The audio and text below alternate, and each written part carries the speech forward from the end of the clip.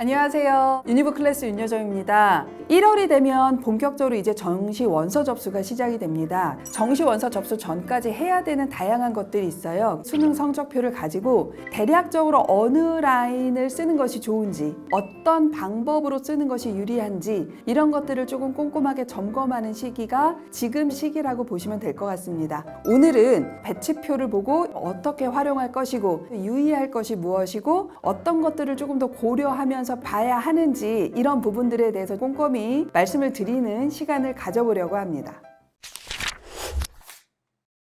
배치표의 정식 명칭은 정시지원 참고표라고 보시면 될 것 같습니다. 입시기관에서 표준점수를 가지고 예측한 값이라고 생각을 하시면 됩니다. 각 입시기관의 배치표는 예측한 값이기 때문에 특정 학교나 특정 과의 경우는 상당히 많이 벌어질 수도 있습니다. 내 아이에게 유리한 배치표만 그대로 신뢰하지 마시고 최소 3개 이상 입시기관의 배치표를 보면서 어느 정도나 다른지 또는 얼마나 유사한지를 참고해서 보시면 되는 참고표일 뿐이라는 것을 명확하게 알고 보셔야 합니다. 이대로 쓰면 꼭 붙을 것이다. 칸이 이렇게 많이 남고 여유롭게 했으니까 붙을 거야 라고 단순하게 생각하시면 안 된다라는 말씀을 일단 먼저 드리겠습니다. 메가스터디 이투스, 그 다음에 대성, 종로, 텔레그노시스 등 모든 입시기관의 배치표는 자유롭게 다운받을 수 있으니 다운받으셔서 비교해 보시면 좋을 것 같습니다. 장판지라고 하는 종이 배치컷을 다운받으실 수도 있고요. 성적을 입력을 하시면 성적에 맞게 지원 가능한 적정 대학 라인을 한 번에 확인하실 수 있다라고 생각을 해주시면 될 것 같습니다. 배치표를 보기 전에 먼저 확인하셔야 되는 것들이 있습니다. 내 아이의 성적을 가지고 배치표에 필요한 점수를 일단 구하는 것이 먼저 작업이다라고 보시면 됩니다. 표준 점수의 합과 백분위 평균을 먼저 산출을 하는 것부터 시작하시면 될 것 같습니다. 2024학년도 대학 수학능력 성적표 하나를 예시로 좀 들어드릴게요. 표준 점수의 합은 단순히 다 더해주시면 됩니다. 화작 120, 확통 110, 생활과 윤리 63, 사회문화 59. 자, 이렇게 4개를 더하면 표준 점수의 합은 352점이 됩니다. 두 번째 백분위는 조금 다릅니다. 우리가 백분위 합 또는 백분위 평균이라고 할 때는 탐구 2과목의 평균을 먼저 구해 주셔야 됩니다. 생활과 윤리 91, 사회문화 77, 탐구의 평균 84, 국어 83, 더하기 수학 65, 더하기 탐구 84를 했을 때 232점이 이 아이의 백분위 합이고요. 백분위 평균은 77.3입니다. 대부분 백분위 합으로 되어 있는 경우도 있지만 하고 나누기 3만 하시면 되기 때문에 백분위 합, 백분위 평균까지 가지고 계시면 될 것 같습니다. 배치표는 군별로 가군, 나군, 다군 한 장씩 총 3장으로 제작되어 배포된다 이렇게 보시면 될 것 같습니다. 제가 보고 있는 배치컷은 앞장에는 수도권, 지방의학학 체크가 되어 있고요. 뒷장에는 지역 소재 대학, 서울, 경기, 인천 외의 대학들이 있는 배치표로 확인이 됩니다. 배치표를 제일 먼저 보면 대학의 이름이 분홍색 바탕에 흰색 글씨로 쓴 대학은 백분위를 반영하는 대학이다라고 보시면 될 것 같고요. 하얀색 바탕에 검은색 글씨로 되어 있는 대학들은 표준 점수를 반영하는 대학들이다 보시면 될 것 같습니다. 하얀색 바탕에 검은 글씨로 써져 있는 대학들 중에 별표가 써져 있는 대학 같은 경우는 표준 점수 플러스 백분위를 쓰는 대학이라고 보시면 될 것 같고요. 아주 간혹 핑크색의 검은색 글씨로 써져 있는 대학이 있을 겁니다. 이런 대학 같은 경우는 등급을 반영 지표로 쓰는 대학입니다. 정시에서는 거의 없는 대학이라고 생각하셔도 됩니다. 대부분은 표준 점수를 쓰느냐 백분위를 쓰느냐 구분이 된다라는 것 정도를 색깔로 나눠놨다 이렇게 보시면 될 것 같습니다. 그리고 두 번째, 각 대학의 반영 방법도 아주 간단하게 비교할 수 있도록 되어 있습니다. 연세대 같은 경우는 지금 점이 있고 미기가 있습니다. 이 두 개가 차이점은 수학이 지정되어 있지 않은 과들, 미적 기하로 지정된 과들을 나눠 놓은 것이 기본이라고 보시면 될 것 같고요. 그다음에 그 아래 국수영탐 각 반영 비율이 나와 있습니다. 미적 기하가 지정된 과와 그렇지 않은 문과 대부분의 과들의 반영 방법이 같은 데도 있고 다른 데도 있다라는 것도 일단 눈으로 확인하실 수 있습니다.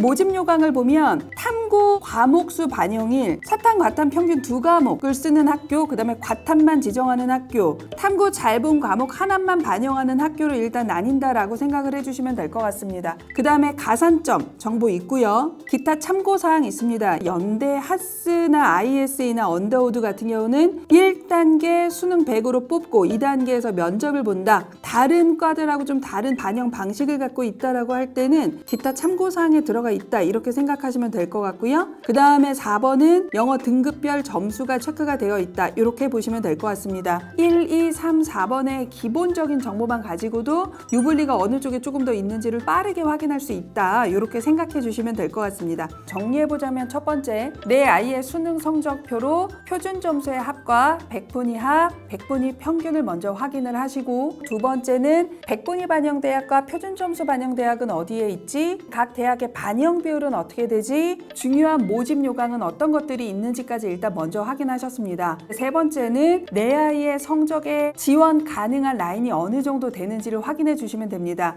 문과 예시로 들어준 친구는 표준 점수로는 352점, 100분위 합으로는 232점을 갖고 있는 친구였습니다. 그 친구의 점수대로 한번 쭉 내려가 보면 표준 점수 상으로 352점이니까 대략적으로 요 라인 정도에 있을 거라고 생각을 하시면 될 것 같습니다. 그러면 위아래로 2칸에서 3칸 정도를 쭉 그어주시면 된다라고 얘기를 해요. 그러면 결국 이 친구는 요 라인부터 요 라인 정도의 학교들을 지원 가능하다라고 생각을 해보시면 됩니다. 이 친구는 한국항공대, 서울과기대, 한양대 에리카, 광운대, 세종대, 국민대, 단국대, 인하대 정도를 쓸 수 있는 라인이고요. 미적계열을 선택한 친구가 아니기 때문에 표준 점수는 값이 2개가 있습니다. 내 아이가 미적계열을 선택했을 때는 우측에 있는 요 부분을 보시면 되고요. 미적계열 지정이 아닌 것을 보실 경우에는 좌측에 있는 숫자를 가지고 비교해 주시면 됩니다. 100분위로 한번 가보면 100분위 합은 232점이었습니다. 대략적으로는 요 선 정도에 있다라고 생각을 해보시면 요것도 요 라인, 요 정도 라인 안에서 움직이는 표준 점수와 100분위의 차이가 그렇게 크지 않는 학생으로 확인이 될 수 있습니다. 간혹 어떤 학생들의 성적표를 보면 요 차이가 조금 더 커서 100분위 반영 대학이 조금 더 유리한 학생들도 있고 표준 점수 반영이 조금 더 유리한 학생들도 있습니다. 100분위 합으로도 한번 해보시고 표준 점수 합으로도 한번 해보시면 괜찮을 것 같습니다. 이 친구한테 상향으로 들어가는 카드는 숙명여대와 서울과기대는 약간 상향에서 소신 라인에 가깝다라고 생각하실 수 있을 것 같고요. 적정 라인이 한양대 에리카에서 합격을 시켜야 하는 구조적 특징을 갖고 있다 정도도 쉽게 바라보실 수 있을 것 같습니다. 자, 이렇게 라인이 잡히면 조금 더 유리한 반영 비율을 갖고 있는 학교가 어딘지를 확인하실 수 있을 겁니다. 수학이 가장 불리하기 때문에 수학의 반영 비율이 낮은 과를 선택하는 것이 유리합니다. 숙명여대 같은 경우는 수학이 25고 국어가 35의 반영 비율을 가지고 있어요. 반면에 세종대 같은 경우는 수학 반영 비율이 35이면서 이 친구한테 유리한 국어 반영 비율이 매우 낮은 패턴에 있기 때문에 이 부분이 이 친구한테는 그닥 유리하지 않은 과목의 구조를 갖고 있겠구나 정도를 확인해 주시면 될 것 같고요. 그걸 확인하고 나서 옆에 보시면 국수탐의 표준 점수 합과 100분위 합에 해당하는 영어 등급은 이 등급이 기준점이야 라고 해서 나오는 등급들이 있을 겁니다. 지금 이 점수대에서 영어가 2등급일 경우와 3등급일 경우에 있단 말이에요. 이 친구들은 영어가 1등급이기 때문에 영어에서 유리한 지점이 있습니다. 그러면 요거보다는 조금 더 유리하게 플러스를 해도 되는구나. 아래보다는 조금 더 윗라인에서 영어의 유리함을 가지고 써볼 수도 있는 구조를 확인할 수 있다라고 생각을 해주시면 될 것 같습니다. 마지막으로 하나 확인해 둔다면 간혹 이렇게 라인을 잡았을 때 탐구 2개를 반영하는 학교와 탐구 하나를 반영하는 학교가 섞여 있는 경우가 있습니다. 탐구 성적이 극단적으로 하나가 매우 나빴을 경우에는 탐구 하나 보는 대학을 바라보실 수는 있겠지만 그 차이가 크지 않다면 2과목의 평균을 반영하는 학교에서 안정이나 적정을 잡는 것을 권해드리는 편입니다. 탐구 하나가 반영되거나 유리한 과목 위주로 반영 비율이 나뉘는 학교의 경우에서는 예측한 값에 비해서 터무니없이 높게 끝나는 경우, 터무니없이 낮게 끝나는 이 극단적인 상황이 매년 입시 결과로 나오기 때문에 가급적이면 안정이나 적정은 2과목을 반영하는 학교 라인에서 잡으시는 것을 추천드립니다. 자연계열 아이의 성적도 한번 비교해 보자면 표준 점수의 합은 393점이고 백분위 합은 281점입니다. 표준 점수 상으로는 지금 여기에 있고요. 백분위 합의 평균으로는 지금 여기에 있습니다. 약간의 차이가 있어서 표준 점수가 유리한 친구라고 볼 수 있을 것 같고요. 이 친구는 지금 미적을 선택했기 때문에 미적 점수를 가지고 한번 라인을 잡아 본다면 표준 점수로 볼 때 적정 라인이 여기고요. 위아래로 요 라인 안에서 움직이는 친구다라고 생각을 해주시면 될 것 같습니다. 이 친구는 지금 연대, 고대, 성균관대, 한양대 이내에서 라인을 잡아야 합니다. 성대와 한양대에서 안정을 잡고 연대, 고대에서 어느 과를 안정적으로 붙을 것인가를 고민하거나 아니면 연고대를 순환한다면 어디를 순환할 수 있을까를 고민하는 성적대라고 보여집니다. 특히나 올해 수능 최저 충족률이 워낙 낮았기 때문에 수시로 끝을 낼 거야 라고 생각을 하고 수시 원서 접수를 했었던 친구들도 상당수 수능 최저를 충족하지 못해 강제적으로 정시까지 온 친구들도 있습니다. 그래서 정시를 알지 못했으나 쓸 수밖에 없는 상황에 놓인 친구들이나 부모님들이 올해는 꽤 많이 있습니다. 정시를 어떻게 해야 될지 모른다 생각하시는 부모님들이나 친구들은 먼저 내 성적에서 표준 점수 합과 백분위 합을 구하시고요. 두 번째, 내 표준 점수와 100분 이상 유리한 학교와 라인이 어디에 있는지를 확인을 합니다. 그렇게 하면 리스트업 되는 학교들이 있을 거예요. 그 학교들 중에서 나에게 유리한 반영비를 갖고 있는 학교가 어딘지 확인하시면서 조금 더 범위를 압축시켜 놓는 것까지 하시는 게 정시에서 시작하는 1차 라인이다 라고 생각을 하시고 준비해 주시면 될 것 같습니다. 정시가 본격적으로 시작되기 전에 몇 가지 주의사항에 대해서 말씀을 드리려고 합니다. 정시에서 불변의 팩트는 딱 두 가지밖에 없습니다. 첫 번째는 성적표에 나와 있는 그 숫자,